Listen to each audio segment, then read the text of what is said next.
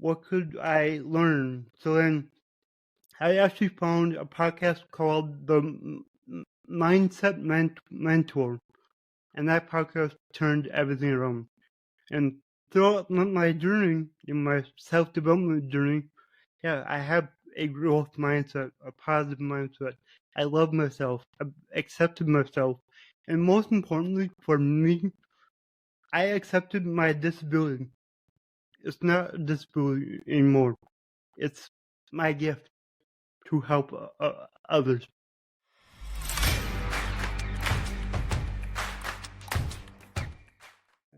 And welcome back to the Money, the Mindset, and the Mentoring podcast. Today, I am so excited. We have Nick Earhart with us. Nick runs the podcast called the Infinite Abilities Podcast. He's a 10X business coach, and he's an inspiration for so many people. I've known Nick now for about a year and a half, and what this man has done in a year and a half is just nothing short of exceptional. And I'm super excited to have you on the podcast, Nick. Thank you so much for joining us. Well, yeah, and thank you for having me on. No worries. So, Nick, first of all, I want to kind of share with the listeners a little bit about yourself. Your journey's been a very interesting one, and I know you've gone through some ups, and I know, unfortunately, like everybody, you've gone through some downs. And I want to kind of get the audience to get to know you a little bit better. Yeah, so I mean, let's start from the beginning. I was actually born dead. I had no heartbeat. I wasn't breathing. Thankfully they revived me. But a year later, I was diagnosed with cerebral palsy. So that was kind of how I came into this world. Yeah, and I know that very well because in my family, my sister also has cerebral palsy as well. And I know all the things that it makes for a little bit more of a difficult journey than most. And I find that sometimes people can succumb to, becoming a victim of whatever that they have. And then there's other times that people can overcome it. And I want to talk a little bit about how, because you've definitely shot to the moon and back again on the overcome element. So talk to me a little bit about that. Yeah. So, like for the first 3 years of my life, since I got diagnosed, the doctor said that I would never walk, I'd be in a wheelchair. And then once I got older, my mom wouldn't be able to take care of me. So I would have to go live in like a assisted living. Well, number one, I started walking at age 5 because, my dad, he came to me, he was like, hey, do you want to learn how to walk? I was like, yeah. So for the next year, both my parents helped me gain the strength and the balance so I could walk. And that was like my first little step into realizing I can do more than what people think. When you look at something basic and fundamental as walking, it's so interesting to think about when you're that young that it's almost easier back then to actually go against that barrier of walking because you don't know anything better about failure. You don't have all that baggage that people have when they get older, that they build up so that they have all these walls that's going to stop them from wanting to learn, let alone going through the process of learning. And so to be able to go and say, you know what, I'm just not going to give up. I'm wondering if it's easier as a child to do that than as an adult. And it's something I've always been curious about. And when you look at your journey back then to your journey now, I mean, you've overcome some other things as an adult that's of similar. So just kind of reflect on the differences between child development and adult development. Yeah, it's definitely a lot easier when you're a kid, because like you said, you're not really scared. And now when I have a challenge, something major, it's like I'm scared. Like if this doesn't turn out the way I want, like what's gonna happen?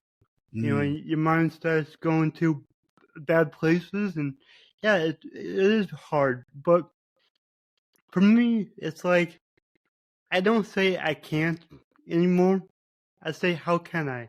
Because that leaves the door open, and then I can problem solve and figure out a way to do things. But yeah, I agree. It is so much harder as an adult.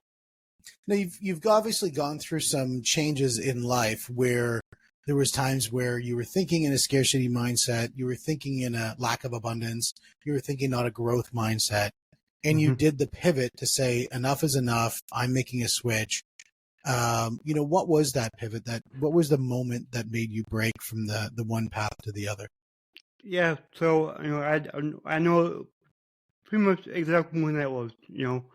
Um, I lost my dad in 2019, Mm, and that changed everything because I was working for his company. He was always the person that called for anything. So my whole life changed, and I went.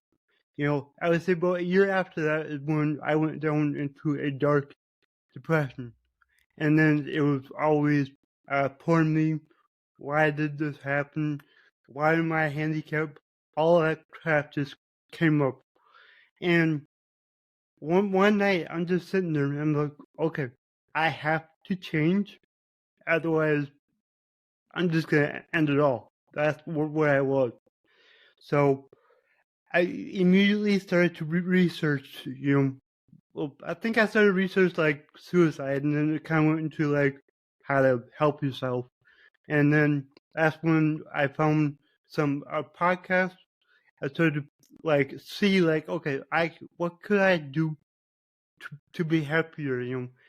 What could I learn? So then I actually found a podcast called the Mindset Mentor, and that podcast turned everything around. And throughout my journey, in my self development journey, yeah, I have a growth mindset, a positive mindset. I love myself. I've accepted myself. And most importantly, for me, I accepted my disability. It's not a disability anymore. It's my gift to help others. I think my wife was on a call one time as a paramedic, and there was a bunch of firefighters who were taking japes at this lady who was, I think she was about 600 pounds, just couldn't move. Hmm. And what she said is, and she finally had enough of it. And what she said, everybody has a disability. Hmm. It's just some of them you can see and some of them you can't. Yeah. And it's very easy to point at the ones that you can see. Hmm. And Yeah. and I think one thing that you've done is you really embrace saying, yeah, like my disability is I'm bald, right? And among other things, but that's my visual disability, Yeah. and the internet really loves taking japes at that. I think the amount of people who talk about my massive bald head is impressive. And so at least it's making a statement. But the Hmm. idea is that you have to overcome that, and that comes with confidence. It does. And so I want to talk a little bit about what you kind of did. You went from, okay, I need to change my mindset. Great. But then once you change your mindset, you got to get into doing something. And to get to Hmm. doing something, that goes from like, is it a great idea to I'm actually getting into an actionable. And that means you need to get into discipline. But to cross that Hmm. chasm, you need the confidence to get into the discipline. So what did you do to build the confidence? Yeah. So for me, I quickly learned that, like, to put myself out there, stop trying to hide. My whole life, I tried to hide my disability, and you can't hide this, let me tell you that. So, I just started to, not care about what other people might be thinking. Because people stare at me all the time out in public, and I would always just feel bad before. And then I just started to slowly, this doesn't happen overnight, but slowly, like, when somebody would stare, I'd be like, okay, why are they staring? And then I go, why do I care? I don't care. It doesn't affect me on what they're thinking. So that was kind of the first thing, is like, just having that, ability to become aware and to not really care. And then the second thing, I started posting on social media, just making videos. And I would say that helped my confidence more than anything. Because not only is it pushing me out of my comfort zone, which we all should do that to grow, but the feedback I got has been just incredible. Like, everybody just loves my content. Yes, you could get some haters, but I like them. I have fun with them. So, but yeah, just kind of put yourself out there, talk to more people, and like it's just amazing how over time you just become more confident in everything you do. The first time we met at each other was at the 10X event down in, I think it was Scottsdale. Was the very first time that we met. And yeah, you were networking like a beast. Like, you were going out and talking to anybody and everybody, and you were on a mission to just go out and just put yourself out there. And I thought that was really cool. And then watching your development as it went on and on and on, your communication style was improving. And so that idea of just making into action rather than sitting and planning, I think allowed you to be able to see the things where you could find the successes and find the quick wins, as well as seeing the things that you can improve on, so you can actually work on the things that are going to actually make impact. Yeah, exactly. Now, when you look at the through that process, I mean, you also started a podcast, which is the Infinite Abilities podcast. You started that as well. That's pretty cool. And I love the idea that it was a podcast that really helped you make a pivot in your life. And it's a podcast that you're using to support your journey as well, because you're really giving back, in the way of helping other people, hopefully, in their journeys, to be able to find what they're looking for. Yeah, exactly. I wanted to start a podcast because, like you said, I know how much it impacted my life. So now it's my time to go out and impact other people's lives. So when I bring on a guest, I always make sure that that episode is going to help at least one person who listens to it. So yeah, I love doing it. It's amazing. And was it hard at first to get the podcast going?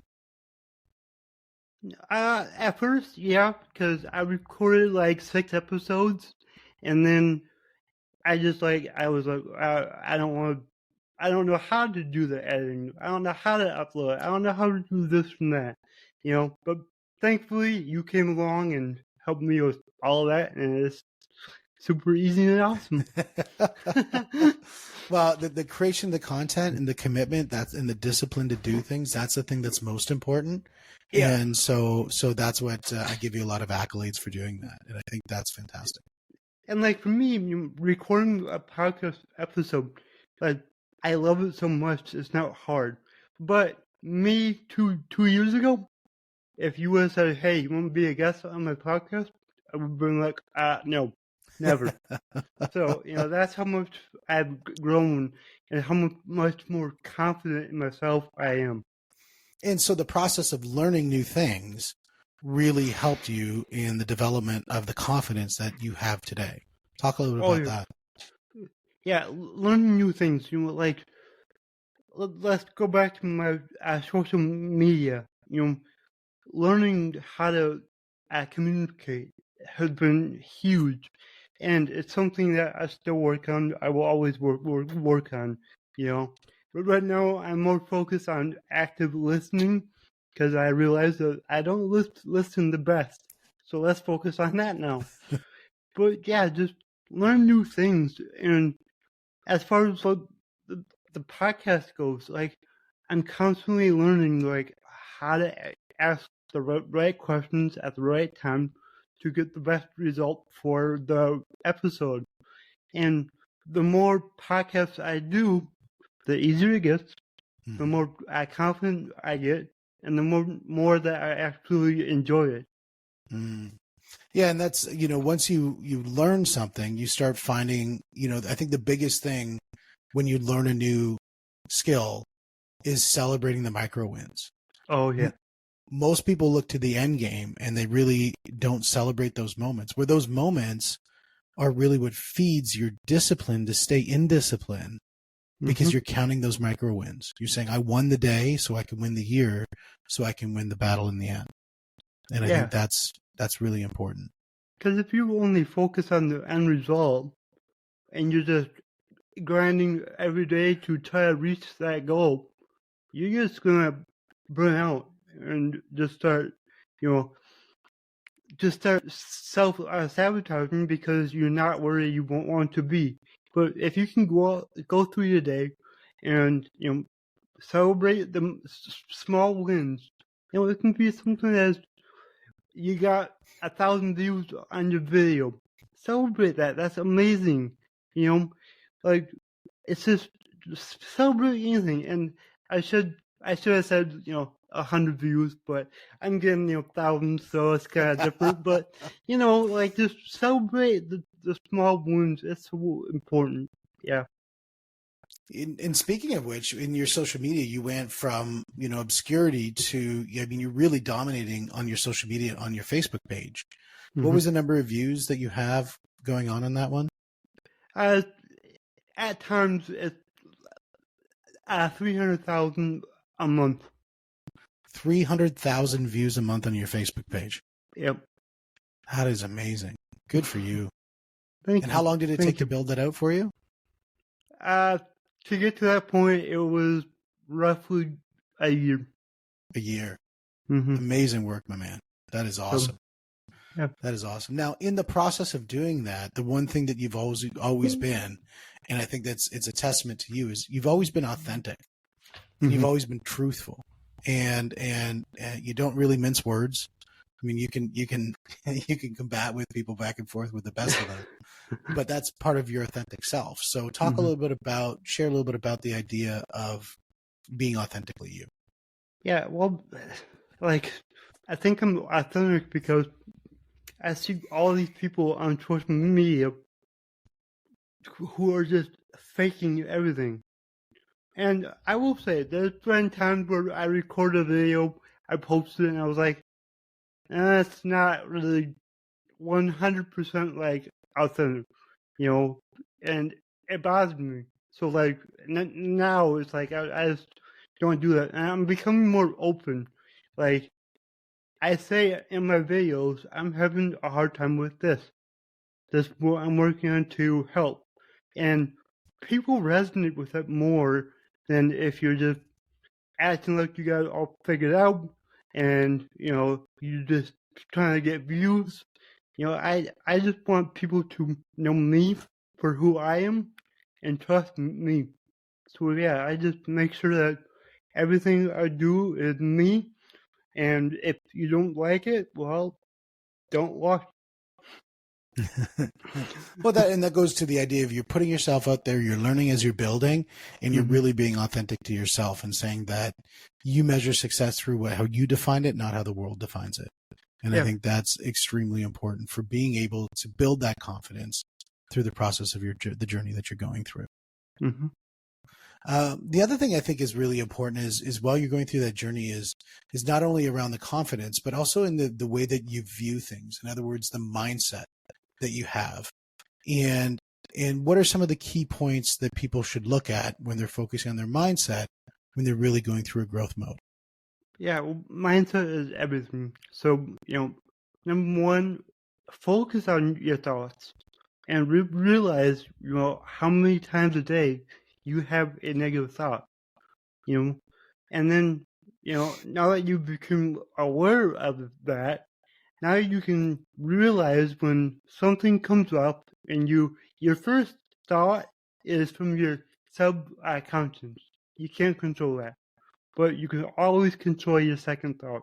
So when you do have a negative thought, make sure that you switch that to a positive thought, because almost every situation that you might have a negative thought about, you can switch it to something positive. Now, it might take a minute or two sometimes, but just becoming aware of that can really help you out. Because then over time, what that does is your immediate first thought from your subconscious will slowly become more positive. And I think that's just super powerful. Absolutely. And I think Les Brown says this. He says, if you do things that are easy, your life will be hard. And if you do things that are hard, your life will be easy. And having that as a background to what you're saying is you're saying that, well, say something negative comes up in your life, the way to transcend that negativity and turn that negativity into positivity is to say, you know what, I'm doing something that's hard. Mm-hmm. And by doing that thing that's hard, my life is going to be easy later. So thank you for presenting this hard opportunity, world. I'm gonna crush this thing. Yeah, exactly. Yeah, no, I like that. I think, improving mindset is everything. And that's why, our podcast is the money, the mindset, the mentoring podcast. Yep. And so, that's something so critically important, is to focus on those three really different things, aspects of success. Mm-hmm. Now, one that's a hard one to really kind of bridge is the idea of that a lot of times we could say that we've got confidence, we've got the mindset of growth, but we've got this inner battle, this inner turmoil where there's something inside of us that we're arguing with, that we're not accepting about ourselves, and we don't love ourselves for who we are. Mm-hmm. And what do you think about that somebody could use as a tool set to be able to handle that inner turmoil? Yeah, I realized through my journey I did not love myself and I didn't accept myself. So, I started to look into how to help that. And one of the things that I found is, I can't remember who it came from, but they said, every morning, look in the mirror and tell yourself, I love you, like 10 times every morning, over and over and over. And I did that for a while. And, by week 2, I was like, wow, like, I really do love myself. Because something you can do after that is when you journal. I like to journal every morning. Write down 3 things that you love about yourself, and that's going to kind of affirm that into you. The idea of saying yourself something a few times, 10 times, whatever it is in the morning, I think that is something that it actually does work. I remember I used to teach sales training all around the world. I mean, I still do sales training now, but I was doing it at big presentations, and well, I guess I do that now too. So I guess I do it both times. But back in the day when I did it, when we do these big parties and that sort of thing, you go out, you take the whole sales team out, and they'd party for the night, and they'd be rolling in the next morning, and their eyes would be all half closed, and it'd be hard for them to pay attention. And they're like, Steve, like, why are you always so fired up in the morning? Well, number one, I'd never go as hard as them, but number two is I wake up in the morning and I would look in the mirror and I do this little Fonzie, hey, looking in the mirror. That's awesome. And you'd feel stupid doing it. And that feeling stupid doing it kind of makes you giggle a little bit. Yep. And so I gave them as a tip. And then the next morning when they rolled in, they'd all kind of be laughing. Like they're like, but it was so stupid. I'm like, but you're walking and your eyes are open now. Yeah. And so it was something that really turned into something that actually works. So I agree. The idea of having some sort of mantra, something that you can repeat, something that can keep you focused on it, I think it's a great thing to do. What's some of the other things that people should focus on around the idea of self-love? Yeah, I like to, love others the way that I want to be loved. What you put out is what you get back. So anything you put out into the world, expect to get the same thing in return.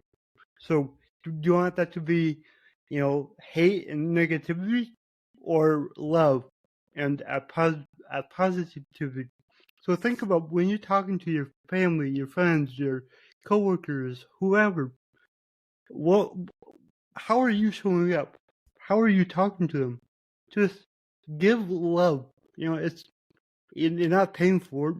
You don't have to pay for it. So just be nice and love everyone the way that you want to be loved.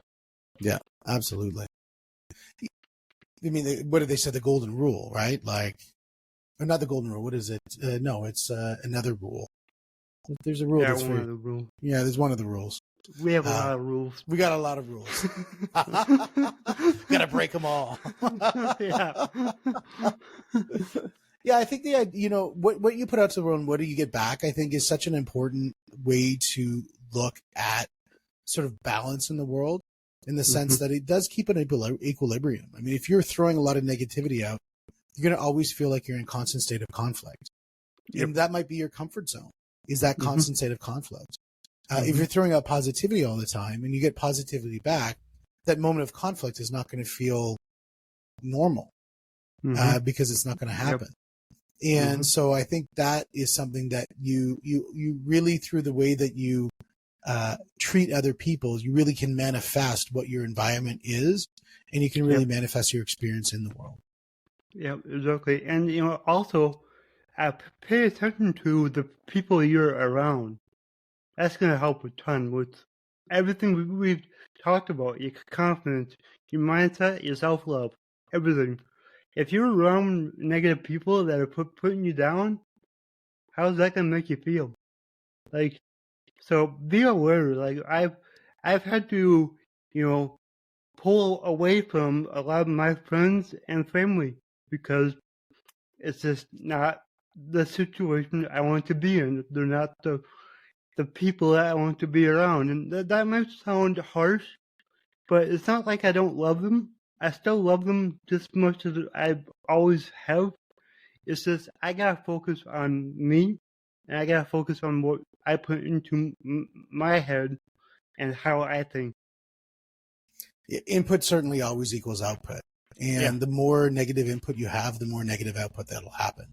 And so the more that you can control positive input, whether it be the people you're around, the messages you receive, the podcast you go on to, the podcast that you listen to, the books that you read, all of those things contribute to who the person you become. It's just like the food you eat. If you eat garbage in, garbage out. And so I think it's really, really important. And they say one of the sayings I think is really important is, if you show me the 5 people close to you, and I'll show you your future. Yep. And I think that definitely resonates. And the more that you can be very specific about the people who are in your internal circle, the more you can predict the outcomes that you're going to have. Yeah. Exactly. When people want to reach out to you, the easiest way to reach out would be to book an appointment with you. Yep. You love talking with people, and so how many appointments do you do a week right now in meeting with people? Yeah, I mean, right now we're focused on a couple other things, but when I, buckle down and I'm like, all right, let's do this, I can do 20 appointments a day. 20 appointments a day? Yeah, that's a day. And I go 7 days a week. That is amazing. Oh, yeah. What was the impact when you did 20 appointments a day? Well, I went from making very little money to a little bit more money. So, but for my business, it's just been incredible because all these people I'm meeting are new contacts. They're people that I can learn from. The people that are connecting me with other people that can help me. Some of them are becoming clients, which is awesome. So it's just like, it's so powerful to get out in front of your people, your network, build that network, because as we know, your network is your net worth. That is amazing. And at 20 a day, you can really create scale on that. And and actions, will lead to results. Inactions will lead to nothing. And you clearly have demonstrated a person who gets into action and really tests the limits of what they can do and really pushes forward into growth mode. So it's nothing but an absolute pleasure to be watching your journey and to see the things that you've been doing and just to watch the development that you've gone through. It's unbelievable. And I know for people to reach out to you, they reach out to you on podcastlaunch.ai/Nick_Yerhart, RYERHART. So Nick Yerhart. I really am excited to see where you're going. What's some of the things that you, like a last final thoughts that you'd like to leave with the audience? What's one thing that we haven't talked about that you think is super important? Well, I think one thing is, my slogan is, your abilities are infinite. And I say that all the time. And it's just, don't limit yourself. Stop putting limitations on yourself. Be creative and figure out what you can do, because you can do a lot more than you think. And I can tell you that firsthand. Like, there's so many things that either I was told I couldn't do, or I told myself, oh, I can't do that. That now I'm doing every single day. And a lot of those things are easy. I don't have to think about it. So just push yourself and figure out what you can do. If you have a dream, get after it and put in the work, put in the time, and make it happen. That's amazing. Nick, my friend, it is so good to have you on the podcast. It's been a year and a half. I'm excited what the next year and a half brings us. I'm sure that we're going to go just propelling into directions that we can see and even to greater heights that we don't see. So it's been a pleasure having you on the podcast. Thank you so much. Thank you, Tim. And guys, this is the money. This is the mindset. This is the mentoring podcast. We'll see you on the next one.